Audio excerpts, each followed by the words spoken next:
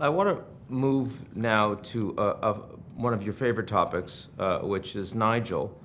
I mean, he does seem to have blown himself up a bit.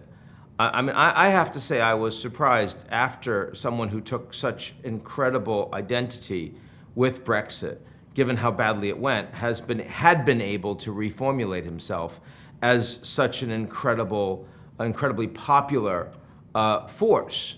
So let's first talk about how he managed to do that. What is it that made Farage a success despite his track record? I mean, it is an extraordinary story. So Nigel Farage came out of the last election, which was only 2 years ago, with only 6 seats in Parliament compared to Labour that got nearly 400 out of 650 seats. So he was not in a strong position.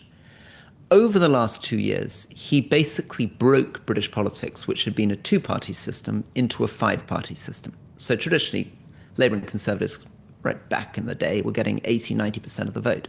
Suddenly now we're in a system where the Greens, Labour, the Conservatives, the Liberal Democrats, and Nigel Farage's populist far-right party Reform were on roughly a fifth of the vote each, with Farage leading.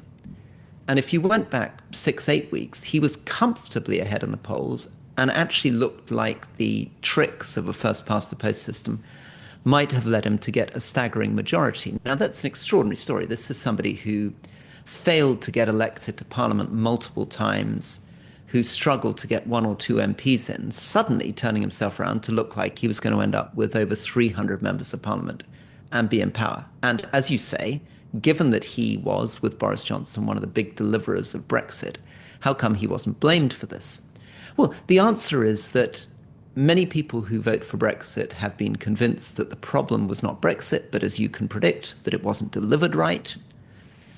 And his basic message is the best message of all for any populist, which is there is an out-of-touch establishment elite. I represent the real people. We're going to stop immigration. We're going to stop all this politically correct nonsense and put me in, and I'm going to speak for the real British people. And it's not very different to the message of Giorgia Meloni in Italy or Donald Trump or Bolsonaro in Brazil. It's a classic right-wing populist message. And what's gone wrong for him is now financial scandal. £5 million apparently that he received, and he received apparently illegally as a campaign contribution. Yeah. Yeah, I mean, the whole thing is getting murkier and murkier. But there was a £5 million donation that he took, he claims personally, just as a gift from a friend. And who of us doesn't receive gifts like that?